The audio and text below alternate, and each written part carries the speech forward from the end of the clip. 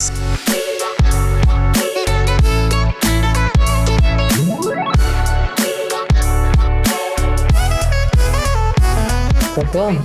All right. So we're here for episode 12, Growing Unicorns. Thank you everyone for joining. Today we have an awesome guest that we're super excited to have. Meagen, we'd love just for you to give a little intro. And then Holly, we can jump right in.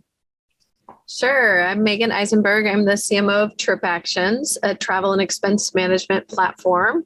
I prior to that was the CMO at MongoDB for 4 years and took them public. And prior to that, high growth company as the VP of demand gen and customer marketing at DocuSign. I'm also on the board of G2 and Terminus. And I advise several companies like Loom, Product Board, Vectorize.io. So a mix of tech and SaaS companies, and always excited to talk about growth and marketing and running teams and scaling companies. So excited to have you, Meagen. You have so many rich experiences in all these hyper-growth companies. What do you think are some of the key things to keep in mind in building teams in hyper-growth companies versus a regular other companies? Yeah, I mean, I think the important part, usually when I'm entering a company, there's maybe 100, 200 people at the company. You're just starting to build out all the functions. Marketing may have 4 or 5, maybe 10 people in the team. And I really start to think about, okay, what are the 3 buckets? I need to have the right people, the right technology, and the right process to scale. And so if I focus on people and I think about marketing, I think about I need to know our story and messaging. So I think a lot about, okay, from a product marketing standpoint, do we understand the buyer?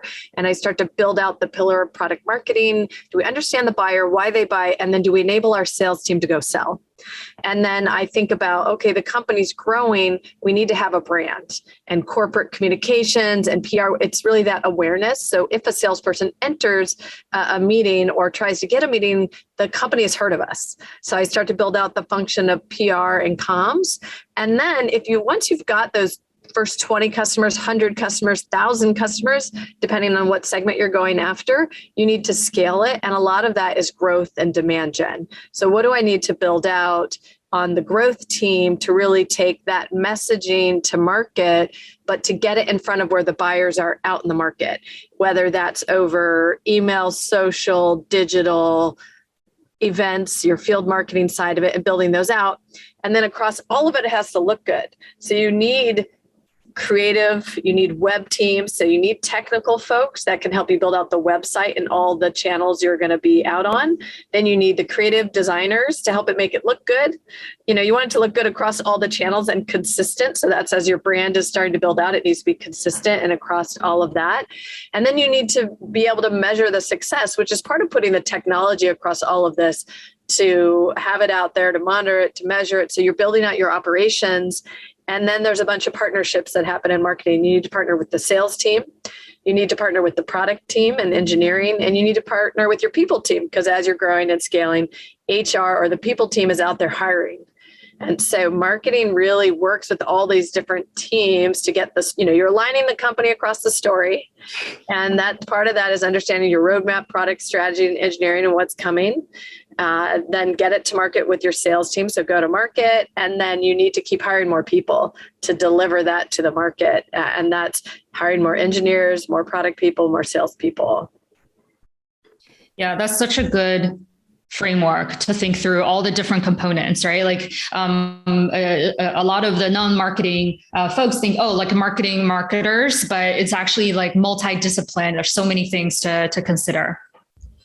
What are some of what's the order that you would build your team? Say like your early stage Series A, just raised around, haven't really done marketing. How would you build up the team in order? Yeah, I mean, usually I would say you need to understand your buyer, the positioning, messaging, and that tends to be the product marketer. Sometimes the founder becomes the product marketer because they truly understand the problem they're trying to solve. They're writing about it. They're talking to potential customers about it. But marketing, I would land the product marketer, and they're starting to craft, you need a website. What goes on the website? You need to capture some customer stories if possible. You need to support your sales team with the deck. What's the first deck? What's the second deck? And so I think at the core, you need a product marketer in the very early I think when you want to scale is when you're bringing in more of the demand gen. But I feel like Series A, it's okay, what are the top 10 accounts or the top 5? Like, how do I land those first 5 or 10 customers? And that is hand-to-hand combat. That's having a good sales partner or biz dev person, and you're getting into an account and you're really learning it. And product market fit doesn't evolve till a little bit later, right? You have problem. I heard someone say it's problem market fit. You're solving a problem first. Then once you understand what the true problem is, it might evolve a little bit. Then you start to get product market fit. So probably after 20 customers or 100 customers, you start to hone in on what product market fit needs to look like. And once you hit 1,000, you really start to scale. You're in product market fit. And then you start to transition to platform, where you've got multiple products to keep that growth and momentum. So I think Series A is starting with product marketing, and you can work with a lot of agencies in the beginning. And then as you hire more team, now then I think you complement product marketing with your demand gen person that's kind of helping you, build out and spend that budget to get more customers. Yeah. On the note of product market fit, we have a question from the audience. So John asks, what are the processes and or learning loops companies that are looking for product market fit need to master? Companies that have to be surgical about how much they spend before product market fit. I mean, you're trying to figure out, will someone pay for what we've built, right? The first couple, you may have to give it away to get them to use it to capture the value. And so I think to get there, you're really obsessed with the user of your product and what they need, and building it for them and tailoring it to them. And you've got to really land that first 1, 2, or 3 logos. For us at TripActions, early days, SurveyMonkey was a great customer for us. Really, we obsessed over what they needed for travel and built out what was necessary. So I think, to get to product market fit, you have to obsess on your user and your customer. Good.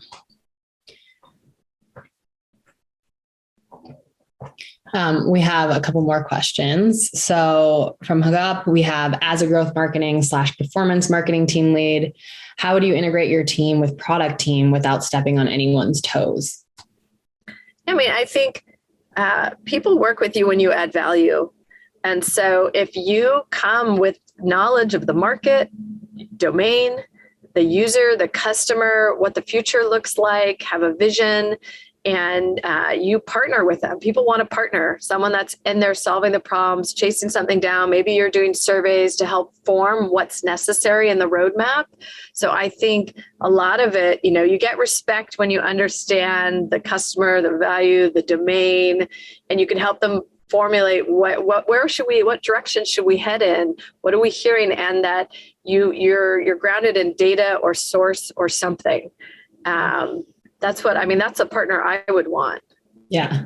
I think this is a great segue too into something that Holly and I have talked about on previous episodes, of just like, how have you seen teams or your teams build out shared OKRs or KPIs so that alignment is there and that people really are marching towards like a partnership, specifically on like the product team versus like growth or marketing performance side?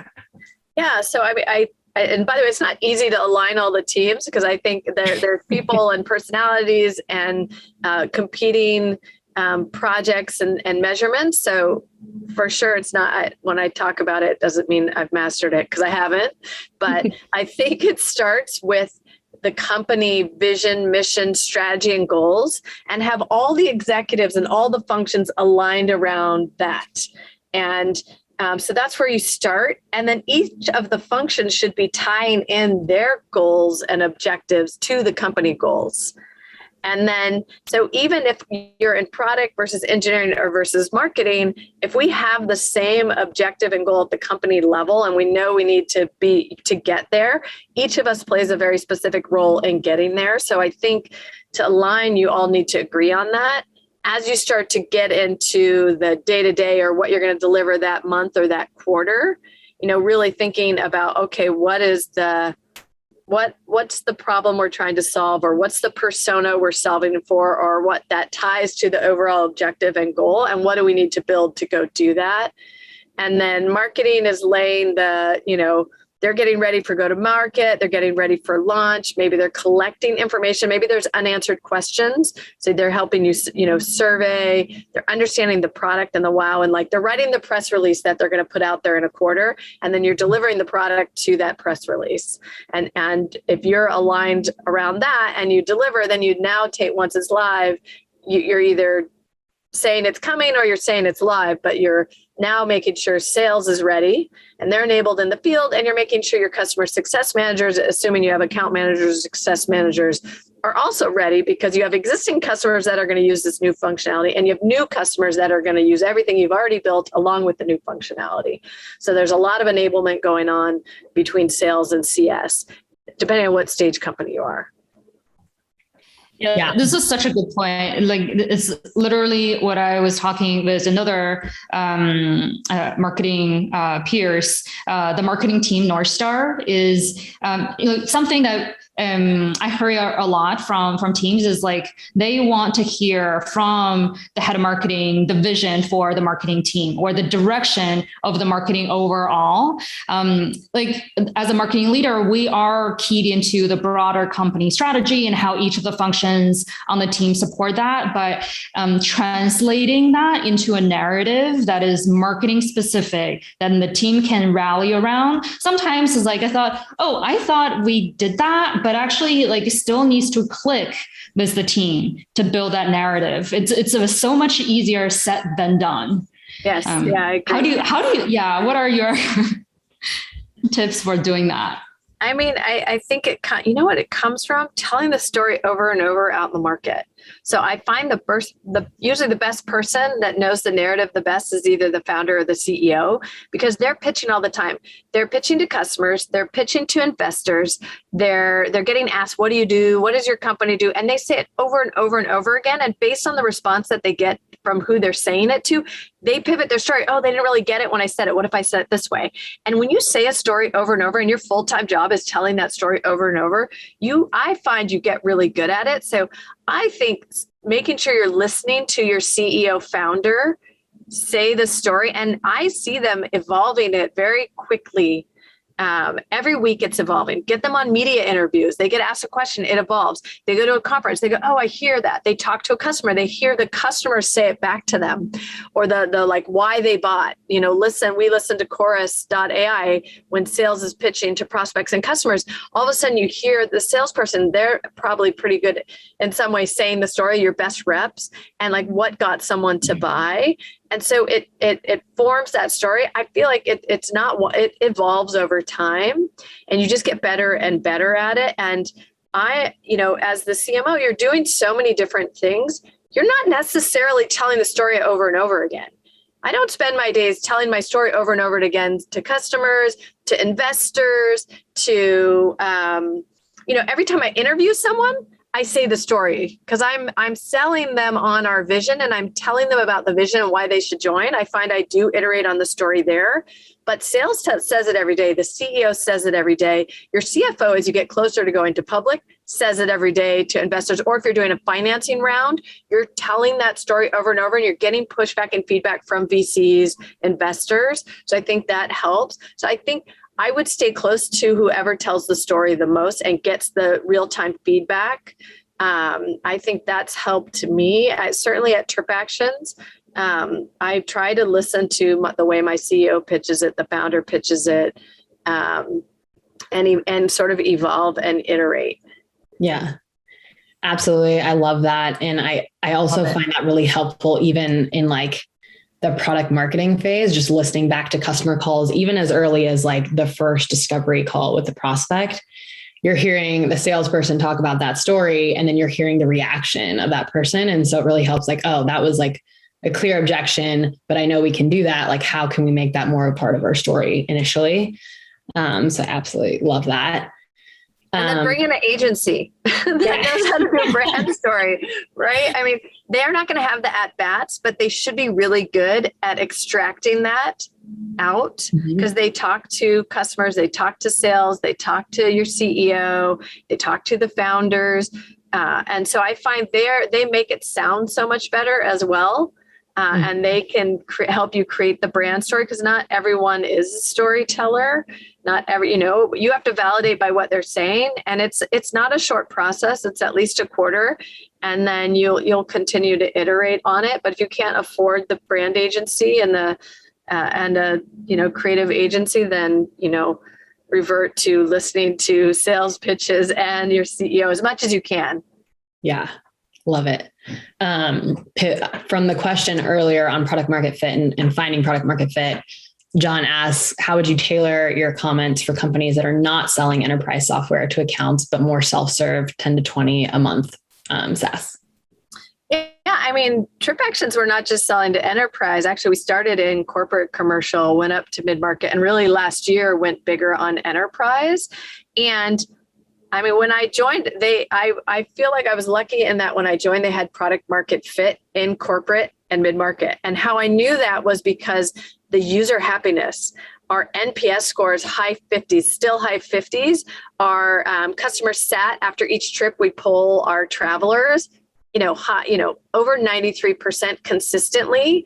It was the same at DocuSign. We had very high NPS score. So which doesn't help if you're not in product market fit, but if you want to see if you're getting to product market fit, it's that NPS score, it's that customer sat. Obviously, if you're getting a lot of, we're adding 200 or 300 logos a quarter, that says something. Not only are you adding a lot of logos, but they're happy. And so I think you get to product market fit, back to what we talked about earlier, is focusing on the user, what makes them happy, what do they need? As you get more happy users, they're using it, you're going to get more customers are using it. That is going to, we find out about things by word of mouth. I talk to other heads of marketing, VPs of marketing, growth leaders. What's working for you? I learn about software. I learn about different things. If you have a happy user, they're going to share it. And when someone has pain like they have, they go, oh yeah, that was painful for us too. Travel was not great, but we started using TripActions. I love the user interface. I love the app. It's so easy. You start to share that, and you get to product market fit as you build the right product.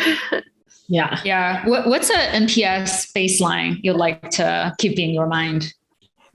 I mean, I've always heard high 50s and 60s is like almost near excellent, right? I mean, everyone always used Apple as the bar. I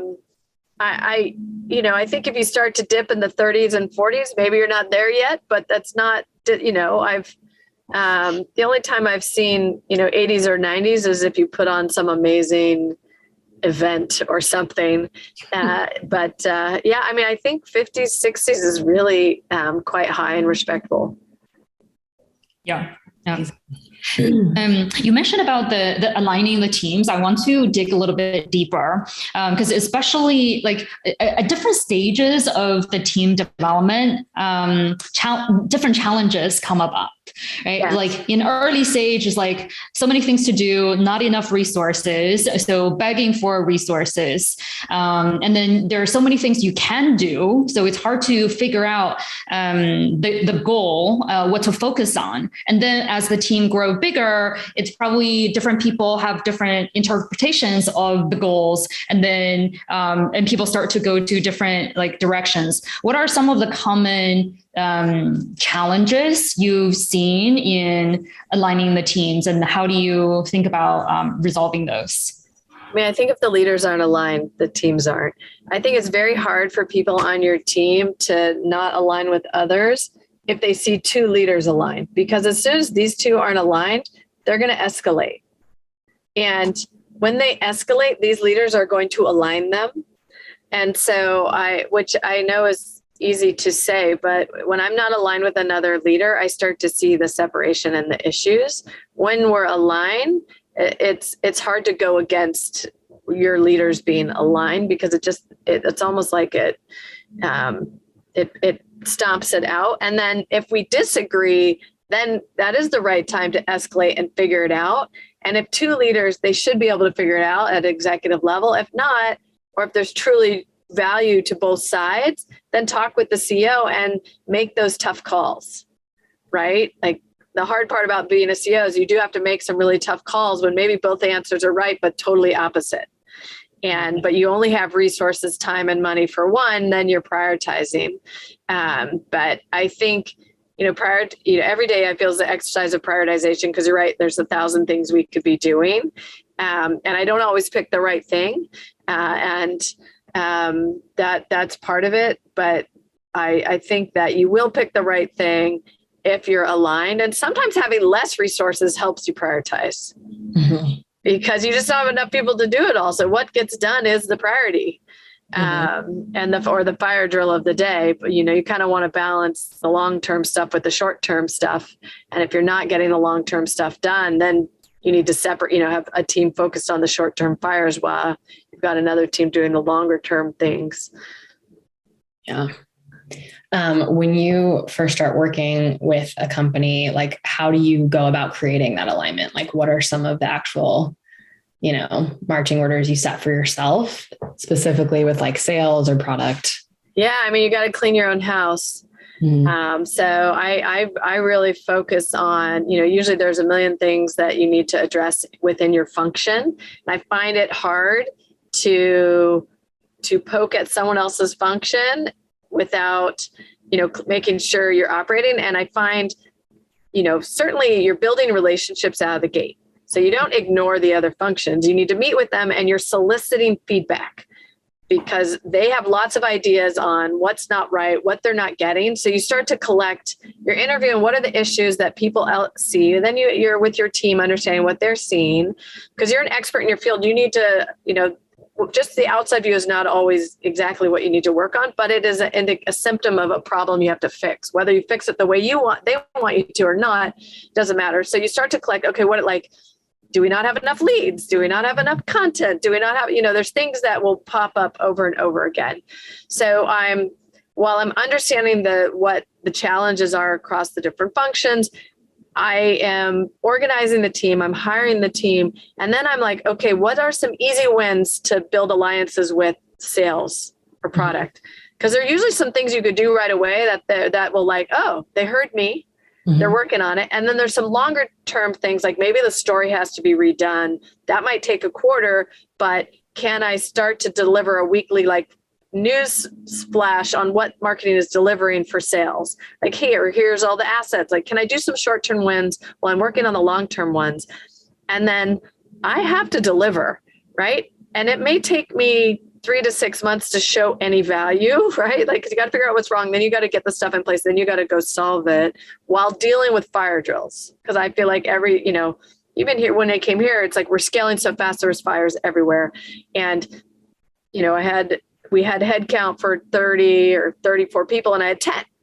And so I had to be hiring people that would be addressing the fires while addressing the fires because I didn't have the people, right? So it's and delivering. And I find if you deliver on your function and role and show value, you start to earn respect. You have to earn those relationships. And then you're adding value by helping them solve problems and pain that they see you as a partner. And when you deliver, then they start to partner with you more. And I just think it brings alignment in by doing that. And I do tend to focus on sales first. And product growth companies, you need to be careful because I think at Mongo I focused so much on sales, I didn't focus enough on product because I didn't have the domain expertise. And so I fixed a bunch of problems over here when I need to be a little more balanced. And so I learned a lot from that. And then coming to TripActions, I needed both. I couldn't ignore product and that side of it. And frankly, travel is not actually there's a lot of nuances to travel, but the capacity to understand it and use the product. Like I travel, I've used the competitive products. I use our product. At MongoDB, I did not build databases and I didn't use databases and code and build applications and stuff like that. So I had to really rely on product marketing and domain experts, which made me less of a great partner, I think, unless I hired really well to the product team. And so I learned a lot from that. And then on the sales side, understanding their pain, tying my goals to them hitting their revenue and our company hitting their revenue targets, letting them know I'm in it with them and building out the assets they need to be successful when they're in the market, and then building the awareness. So people brought us into their selection set when they're looking to buy something. Yeah. I think something that you really touched on. It's such a great point, like, especially as a new. Sorry, Ollie, I think you're lagging a little bit. Go for it. Sorry. No, you're totally fine. I was saying that it's such a good point. As a new leader, I always wanted to deliver value as fast as possible. So I tend to want to focus on the biggest, most hairy problem first, and not to not necessarily pay attention to the quick wins. And this is such a great point. It's like the trust is built over time, and you need to deliver quick wins and to gradually build that relationship versus trying to solve the biggest and the hairiest problem first. Yeah. I think another really solid point was all comes back to internal marketing. I think we're all marketers and we know how to solve the external problems, and we know how to take things to market and, help drive revenue. But then when it comes to okay, now do some internal marketing, right? Because we are such a centerpiece to the entire org. How do you show sales the value that you're doing either in the, quick 2-week sprints or in the long term? And I think being able to be really good at that makes a huge difference in terms of how you see those relationships align. Holly, were you going to say something? Yeah, I'm super curious on this. So you hear different things from different people, right? Some people say, oh, the team is too junior. It's you need to build a new team. And other people say, well, it's actually some other problems because we're not aligned. So different people tell you different things. And as a new leader, how do you form your own opinion? And especially if it's the short time that you have.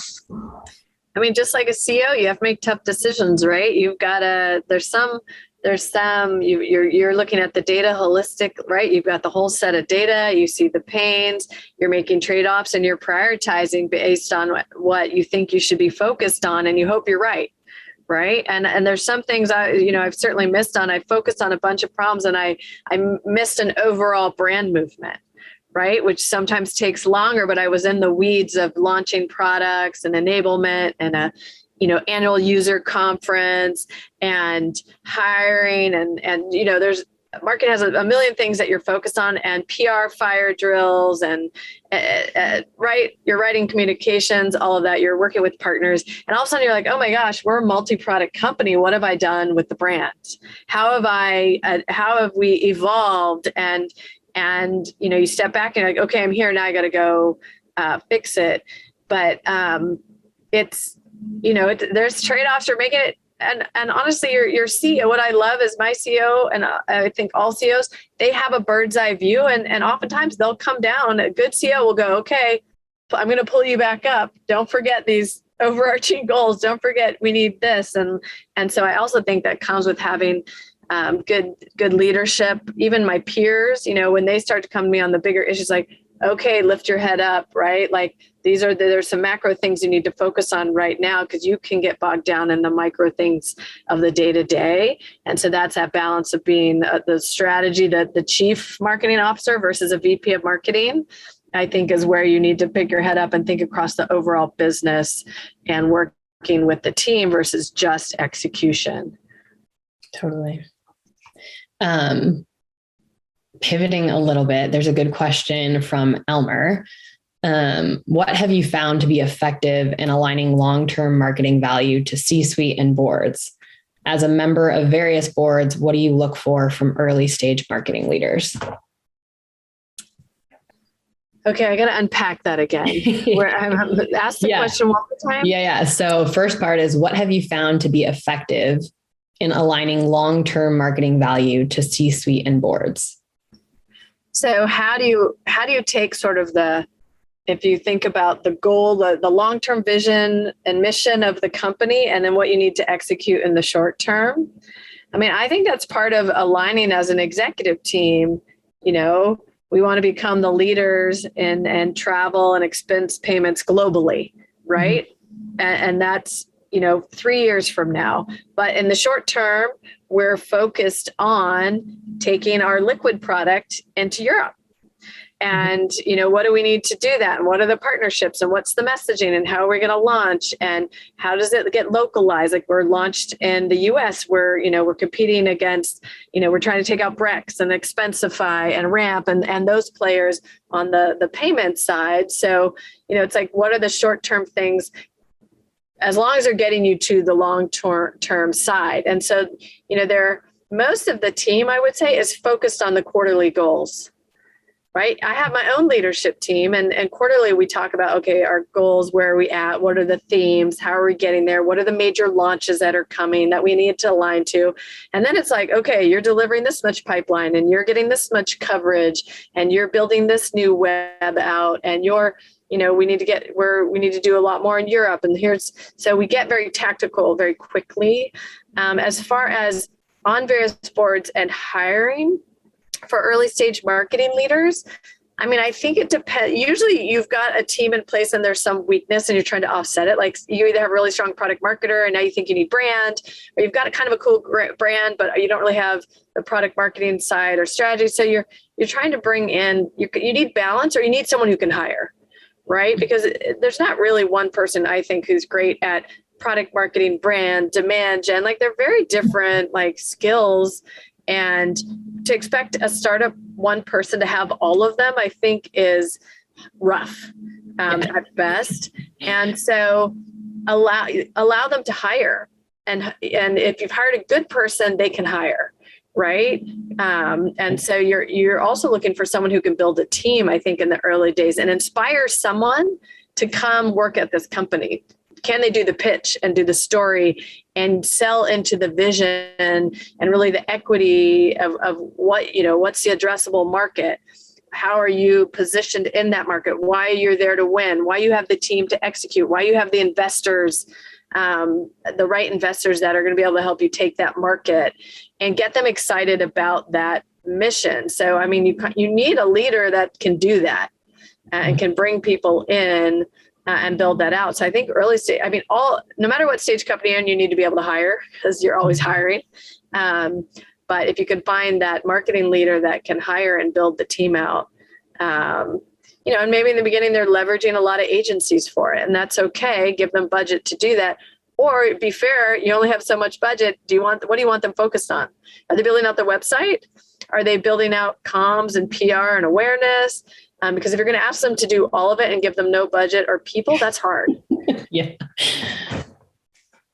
In terms of the first marketing person, so there's a philosophy saying your first marketing hire is your VPM or your CMO and let that person build a team and like set everything up correctly from the very beginning. And there's another school of thought saying, well, just hire, your product marketer and like, let's work on things before you hire a marketing leader. What's your philosophy around that? I don't know that I ever see a CMO hired at an early stage startup. I feel like CMOs don't come in until one or two, at least 200 people. I think you're hiring a director of marketing in the early days, maybe a VP of marketing, but the people who are really good in the early stage, may not be able to grow with the company. So you end up bringing up people over the top of them anyway, whether it's fair or not, I don't know. But I think your director, senior director, and I think it's also hard to bring in someone who's an established CMO or VP of marketing into a startup because they're used to having resources and budget. And so they know where you want to get to, but if it's only them, it's also hard for them to be the only one doing it. So I think people tend to hire the up and comers who are like proving themselves. Maybe they're a senior manager or director and you're making them a senior director or a VP, and they've got, the energy, the grit, the desire to build that out. And I think you're looking for hungry in early stage. And someone who wants to prove that they can be that leader and help you hire, but you should know you're probably going to have to help them hire. Because if they've never managed a team, 1, 2, 3, it also is a different skill, leading and managing a team. and building that out and knowing the right, how to coach, but also the right skill sets to hire. I don't know that I really understood, how I got there until after looking back and going, oh, when someone asked me, how do you hire? It was like, oh, well, I did it by, I looked back at what I did, but going into it, I don't know that I had this perfect plan. It was sort of, oh my gosh, this is pain. I need to go hire someone here. And I hired them there. And then, I started to get pattern recognition in the models after doing it.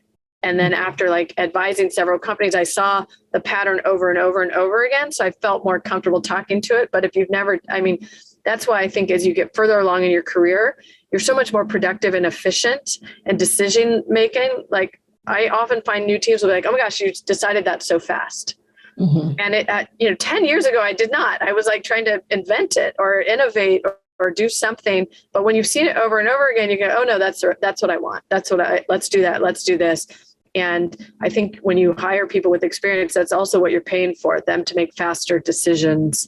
And that doesn't mean we're always right, because I certainly make mistakes, but I think it's, with experience, you're getting fast decision, fast execution. So it's a balance. If you bring someone in with no experience, they may execute slower. I don't, because they've not done it before. They may make more mistakes. But if they're smart, they're networking, they're asking questions, they have a network they can go to and talk to on what to do. You bring advisors in for them that have that, experience that they can share, and they can see, oh, you're dealing with this issue. These are, here's some ideas of how to address it. Ultimately, that person has to decide what to do. Mm-hmm. Yeah. It's how to balance, fast decision making versus perfection, right? Especially in hypergrowth companies, you cannot afford to be perfect, or you just cannot afford it. In terms of people, what's your philosophy of growing people, taking a chance on someone, or trying to coach someone to a place that they need to get to, versus when is a point where say, okay, this is not a good fit, and what's your principle around those? Yeah, it depends on the size of the team. I started with 10 and now there's 50 some people on my team. And if you bring, my leaders, I expect to have a plan and have done it, and to have some battle wounds and some ideas. And then the people on their team, I need varying level of experience just based on what we're trying to do. So I expect from my leaders to have that. I think people that are on their teams, there's more coaching involved. But I interview everyone that joins the team. That matters a lot to me. And what I look for is, are they coachable, whether they're the leader or someone on the team, an IC, an individual contributor. I need them to be coachable and problem solvers, because in a fast change environment, there's a million problems. So I need people who have the energy to just go, okay, with this problem, okay, now we have this, let's go solve this. And they just keep going after it, and not come back and go, I can't do it because I don't have budget, or I don't have resources. Or they're creative, they're problem solving, they look at it differently, or they go, actually, we don't even need to solve that problem. We're focused on the wrong thing. Let's solve this. Or they can prioritize and they realize that's really not a priority either way. But you're hiring, that's kind of what I'm looking for. And I always say, I don't want to hire victims. Those are the worst. That, the reason they're leaving their existing company is because they didn't get budget. Nobody listened to them. I told them this is what we should do, but they didn't do that. Well, that tells me you're going to come here and do the same thing, because nobody's going to listen to you. You're not going to get any money. And so if you can't figure out how to sell your idea and what needs to get done, you probably won't be successful anywhere unless someone's directing you every moment what to do. And that's less of something you want in a startup. If you have to be very prescriptive, if they're fine being an IC, maybe, but if you're just being very prescriptive and they're not early in their career, then I feel like rough to bring someone on. You want someone that can deal with change, can, go solve the problem, chase it down. I love the people on my team where I'm like, can you just take this and run with it? And I just know they're like project management experts. They know who knows what. They go and get the information. They come back, and even if it's not perfect, they've moved it forward, and then we can iterate on it. And those are the people you give more responsibility to, and those are the people you promote. The ones who like could tackle the problem and go get it done. And you're like, oh, wow, maybe they could solve this. And all of a sudden you're giving them more and more and more because they're able to move the team forward. They're able to accomplish stuff.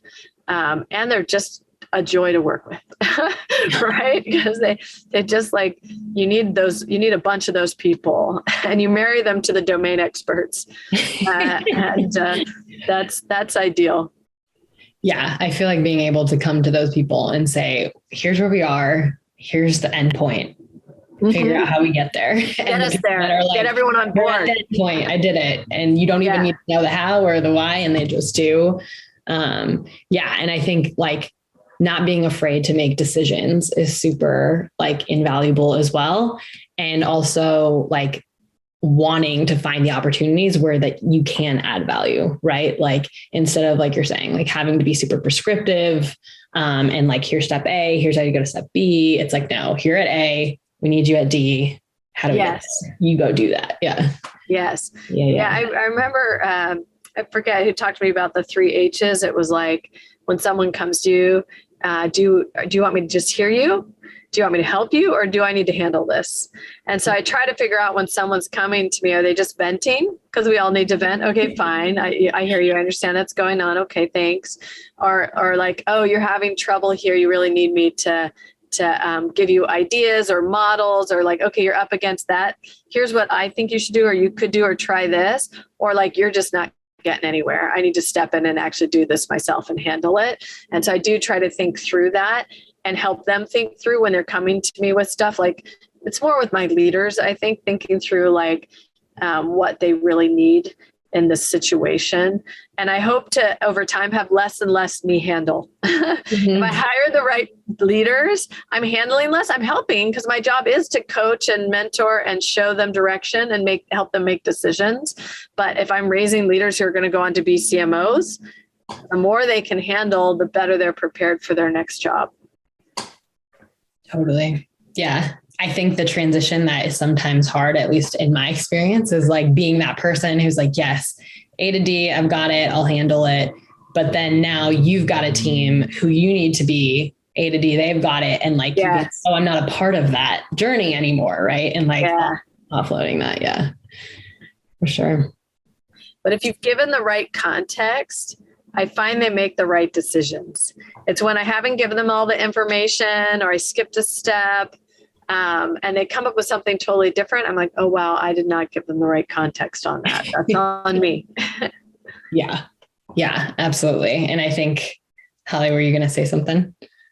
This is such a, like, I learned this hard way. Yeah. I was like, oh, we need X. And I just like didn't explain the full context and just like give some information that I thought was helpful and relevant. But but like if I were to give the full context, and it would have been a different strategy. So totally. This one hit home. Yeah. Yes, I could talk about this forever because I feel like being a good leader, especially in marketing, is like learning how to delegate, because like you're saying, Meagen, like how do you get to this point of CMO where you're going to have all these things, especially like the more macro things, like you can't be here all the time. And so figuring out how to delegate just along with like internal marketing, I feel like is equally important. Yeah. And if you're spending too much time in one section, you didn't hire the right leader or you've outgrown them. And then you need to bring someone in to, like, if you're spending too much time in product marketing, you probably don't have the right product marketing leader. If you're spending too much time in growth, you don't have the right growth leader, or you need to add bandwidth to that team.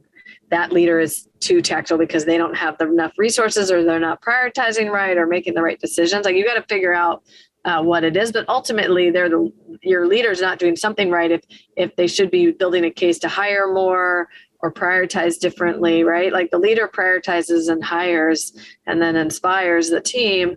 So if that's not happening, then you either have to give them feedback to help them get there, or you need to bring someone in that can do that.